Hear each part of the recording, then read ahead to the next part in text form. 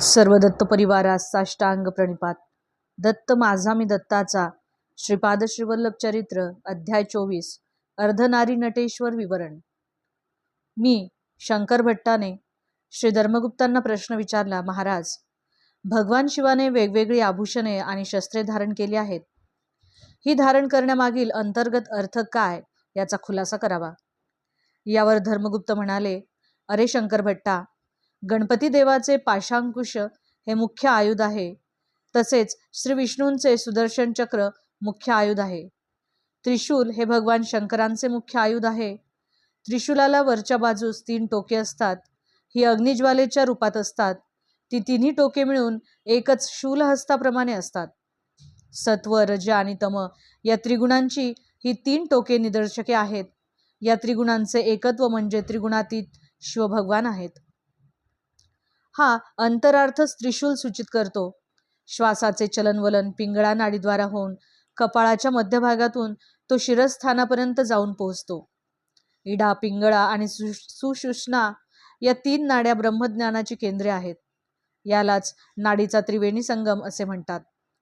हा त्रिशूलाचा अंतरार्थ आहे.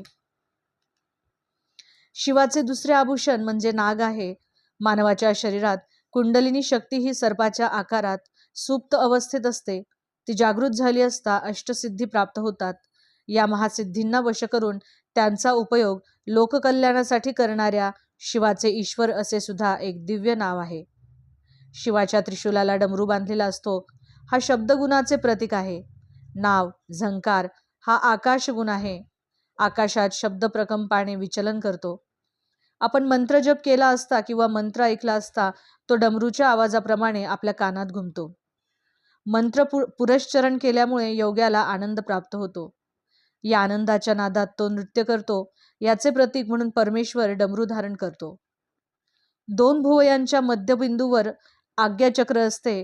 तेच सर्व ज्ञानाचे केंद्र असते. ज्ञानी पुरुषाला अंतद्रिय दृष्टी असल्यामुळे त्याचे ज्ञानकेंद्र विकसित असते. याच चक्राद्वारे योगी भूत भविष्य यथार्थपणे समजू शकतात. हाच परमेश्वराचा 3रा नेत्र असे म्हणतात. हा ज्ञाननेत्र विकसित झाला म्हणजे कामस्वरूप मदनाचे दहन करता येते. शिवप्रभूंचा निवास स्मशानात असतो असे म्हणतात. योगाग्नीमुळे सर्व वासनांचे भस्म होऊन योग्याला परमशांतीप्रदायक निर्वाण स्थितीचा अनुभव येतो. ज्ञानाच्या स्थितीचा पांढरा रंग असतो असे म्हणतात. तीच विभूती होय. आलोचना, निंदा, वासना यांच्यावर नियंत्रण ठेवण्याची शक्ती आल्यावर शुद्ध ज्ञान प्राप्त होते. त्यामुळे आनंद प्राप्ती होते. ज्ञानाची शुद्धी 4 प्रकारे होते. आदिभौतिक, आदिदैविक, आध्यात्मिक आणि मानसिक यांचे संकेतरूप म्हणून शिवाचे भक्त 4 विभूती रेषा कपाळावर लावतात. एक दिव्य औषधी शिलाजीत नावाची असते. या औषधाच्या सेवनाने नित्य यौवन प्राप्त होते. पूर्वकाळात शिलादृढ नावाचे एक महर्षी खड्यांचा आहार करून निर्वाह करीत असत. तेच नंदीश्वर रूपात अवतरित झाले. श्रीकृष्णाचा जन्म रोहिणी नक्षत्रात आणि वृषभ राशीत झाला. शिवांचे जन्म नक्षत्र आर्द्रा होते. उमामहेश्वराच्या अर्धनारी नटेश्वर रूपाची राशी मिथुन होती. या राशीच्या अगोदर वृषभ राशी असते. हा वृषभच नंदीश्वर आहे. नंदी हा धर्माचे प्रतीक आहे. निम्न जातीच्या कामरूपी मदनाला शिवाने दग्ध केले होते. परंतु शिवाच्या कृपेनेच तो निराकार रूप घेऊन उच्च प्रकृती असलेल्या दिव्य दाम्पत्य धर्माचे पालन करणाऱ्या दाम्पत्यास पुत्ररूपाने प्राप्त झाला. श्रीकृष्णाने उपमन्यू ऋषींचे शिवत्व पत्करून अत्यंत निष्ठेने शिवोपासना केली होती. शिवाच्या अनुग्रहामुळे रुक्मिणीच्या पोटी मन्मथ हा प्रद्युम्न नावाने जन्मास आला. हा मन्मथ वृषभ राशीतील कामस्थान आहे. धर्मबद्ध असलेल्या कामना कोणत्याही असल्या तरी उन्नत प्रकृतीच्या असतात. त्यांची पूर्तता करणे धर्मविहित असते. भयंकर अशा तांत्रिक सिद्धी आणि शक्ती वाघाप्रमाणे प्रमादकारी असतात. त्यांना वश करून आपल्या ताब्यात ठेवणारे शिवभगवानच आहेत. वाघ हा शक्ती देवीचे वाहन आहे. शक्तीस पूर्णपणे आपल्या ताब्यात ठेवण्याचे प्रतीक म्हणून परमेश्वर चर्म अंगी धारण करतात. म्हणून त्यांना व्याघ्र चर्मांबरधारी असे म्हणतात. शुद्ध ब्रह्मज्ञान निरंतर प्रवाहित करणारी प्रज्ञा अमृतत्व सिद्ध असलेल्या शिवाच्या जटेतून वाहणाऱ्या लोकपावनी गंगेचे प्रतीक आहे. याप्रमाणे नित्य प्रसन्न तत्वामुळे मिळणारा महाप्रशांत आनंद आल्हादमयी स्थितीचे प्रतीक चंद्रकोर आहे. उजव्या भागात प्रवाहणारी श्वासरूप शक्तीची पिंगळा नाडी असते. डाव्या भागात प्रवाहणारी श्वासरूपी शक्ती इडा नाडी ओळखली जाते. अरे शंकर भट्टा. प्राणायाम करताना उजव्या नाकपुडीने श्वास घेतल्यास उष्णता वाढते म्हणून तिला सूर्य नाडी म्हणतात. डाव्या बाजूने श्वास घेतल्यास शीतलता मिळते म्हणून तिला चंद्र नाडी असे म्हणतात. काळपुरुषाच्या शरीरातील राशीचक्रात मेष राशीपासून तुळा राशीपर्यंत उष्णता देणारे 6 महिने सूर्यनाडी असे गृहीत धरल्यास अश्विन मासापासून फाल्गुन मासापर्यंतचे 6 महिने शीत अर्थात कमी उष्ण असल्याने चंद्रनाडी असे समजले जातात. या चंद्र सूर्याच्या गतीमुळेच पौर्णिमा आणि अमावस्या यांची निर्मिती होते. योगी पुरुष आपल्या वैशिष्ट्यपूर्ण साधनेने कालचक्रातील समस्त सिद्धी प्राप्त करून घेतो. त्याला भूत, भविष्य आणि वर्तमान या तिन्ही कालांचे ज्ञान योगशक्तीमुळे प्राप्त होते. या कालचक्रालाच अर्धनारीश्वर, जी कोणत्याही परिस्थितीत वेगळी करता येत नाही अशी जोडी समजावे. रात्र दिवस, पौर्णिमा, अमावस्या या एकानंतर एक विशिष्ट कालावधीनंतर दृश्यमान होत असतात. रात्र नसेल तर दिवस व दिवस नसेल तर रात्र असूच शकत नाही. माता पिता रूपाने संबोधले जाणारे अर्धनारीश्वरच या अनंत सृष्टीच्या चलनवलनास कारणीभूत होत असतात. शिवाचे कार्य संहारक आहे असे आपण म्हणतो. त्याचा गर्भित अर्थ जुन्या सृष्टीचा अंत होऊन नवीन सृष्टीची निर्मिती असा आहे. सृष्टीतील बदल अतिसहजपणे होत असताना नूतन सृष्टीचा आविर्भाव होऊन ती थोड्या काळापर्यंत त्या स्थितीत असते. नंतर मात्र त्याचा संहार अनिवार्यच असतो. अथर्ववेदातील समस्त अस्त्र शस्त्र मंत्रविद्या सिद्ध होण्यासाठी या विद्येचा अधिपती असलेल्या ईशान रुद्राचा अनुग्रह असणे आवश्यक असते. असा संवाद चालू असतानाच मी म्हणालो, आपण शिवपार्वती आणि आर्द्रा नक्षत्राचा घनिष्ठ संबंध असल्याचे सांगितले होते. याविषयी सविस्तर माहिती सांगावी ही प्रार्थना.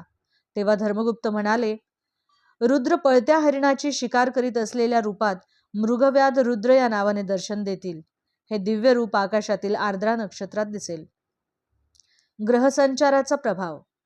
धर्मगुप्त पुढे म्हणाले, या मृगव्याध रुद्राचे रूप नक्षत्र मंडळातील मिथुन आणि कर्क राशीच्या मध्ये आडवे दिसेल. या नक्षत्र मंडळाच्या जवळ राहू, केतू, शनी यासारख्या ग्रहांचा संचार झाल्यास विश्वव्यापी युद्ध, प्रलय, देवदानवाचे युद्ध, महाभारताचे युद्ध यासारखी संकटे ग्रहगतीनेच येतात. कालसंहार मूर्ती म्हणजे धनुष्यबाण धारण केलेल्या उग्रमूर्ती असलेल्या रुद्राचेच मन्यू देवता रूप असे वेदांनी वर्णन केले आहे. धर्मगुप्त आपले वक्तव्य चालू ठेवीत म्हणाले, माघ मासातील अमावस्येच्या अगोदर येणाऱ्या चतुर्दशीला महाशिवरात्री असे म्हणतात. प्रत्येक महिन्यातील अमावस्येच्या पूर्वी येणाऱ्या चतुर्दशीला मासशिवरात्री असे म्हणतात. शनिप्रदोष समयी ईश्वर आराधनेचे फळ म्हणजे शनिग्रह दोषाचे निवारण. महाशिवरात्र मंगळवारी आल्यास ती अत्यंत पुण्यकारक असते. शनिवारी त्रयोदशी आल्यास त्याला शनिप्रदोष म्हणतात. या शुभदिनी शिवार्चन करून शनिदेवास प्रिय असलेले तीळ दान करावे. शिवशनीची आदिदेवता असल्याने तिळाच्या तेलाने परमेश्वराची आराधना केली असता शनिदेवाच्या बाधेपासून निवृत्ती होते.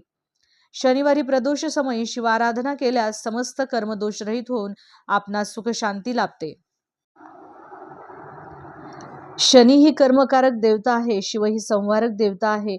शनिप्रदोष म्हणजे शिवाची आराधना सर्व प्रकारच्या अशुभ कर्मांच्या महापापांचे भस्म करून शुद्ध, नूतन, दिव्य, तेजोमय शुभस्पंदनाने मानवाचे मन, बुद्धी, अहंकार, चित्त यांची आत्मशुद्धी करून नवीन जन्म प्राप्त करून देते.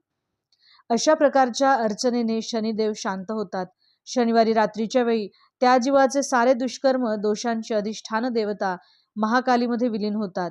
दुसऱ्या दिवशी म्हणजे रविवारी सूर्योदयाच्या समयी सावित्री मंडळातील मध्यवर्ती असलेल्या त्या महाशक्तीचा साधकास अनुग्रह प्राप्त होतो. याच वेळी त्यांच्या नूतन जीवनाची सुरुवात होते. त्यांच्या अशुभ कर्माच्या पापाचे गाठोडे परमेश्वराच्या योगाग्नीत जाळले जाते. पंचभूतात्मक शिवस्वरूप. शिवशंकर हे पंचभूतात्मक देवादिदेव आहेत. आपल्या शरीरातील मूलाधार केंद्रात पृथ्वी तत्व असते. याचेच प्रतीक म्हणून साधकाकडून पार्थिव लिंगाची पूजा केली जाते. स्वादिष्ठान चक्रात जलतत्व असते. याचे प्रतीक जललिंग असते. मणिपूर चक्रात अग्नितत्व असते, त्याचे प्रतीक ज्वालालिंग आहे. यालाच हिरण्यस्तंभ असे सुद्धा म्हणतात. कंठस्थानात म्हणजे विशुद्ध चक्रात वायुतत्व असते, त्याचे प्रतीक वायुलिंग आहे. हृदयातील आकाशस्थानात असलेल्या लिंगाला चिदंबर लिंग असे म्हणतात. या पंचभूतात्मक लिंगाची आराधना, दर्शन, अर्चना हे विशेष फलप्रद असतात.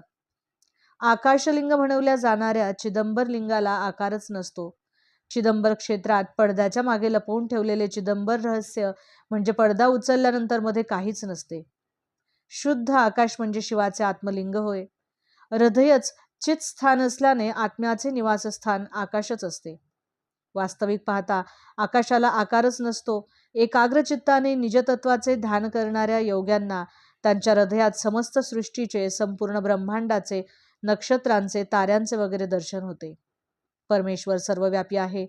तोच अरुणाचलेश्वराच्या रूपात, अरुणाचलातील पर्वत रूपात, एका महासिद्धाच्या रूपातही अरुणाचलात आहे. त्यांच्या केवळ दर्शनानेच पापांचा क्षय होतो. तोच अरुणाचलेश्वरच आज मानव कृतीमध्ये पिठिकापुरात श्रीपाद श्रीवल्लभ या नावारूपाने अवतार घेऊन समस्त मानवजातीचे कल्याण करण्याच्या उद्देशाने सध्या कुरगुड्डीमध्ये दिव्य तेजाने विलसत आहे. कुरगुड्डी अरुणाचल पर्वताप्रमाणे आहे. अर्धनारीश्वर रूपात असलेले अरुणाचलेश्वर श्रीपाद श्रीवल्लभच आहेत. ज्याप्रमाणे अरुणाचलातील पर्वत साक्षात शिवस्वरूप आहेत, तसेच कुरगुड्डी सुद्धा श्रीपाद श्रीवल्लभांच्या रूपात सुद्धा शिव आणि शक्ती मिळून आहेत.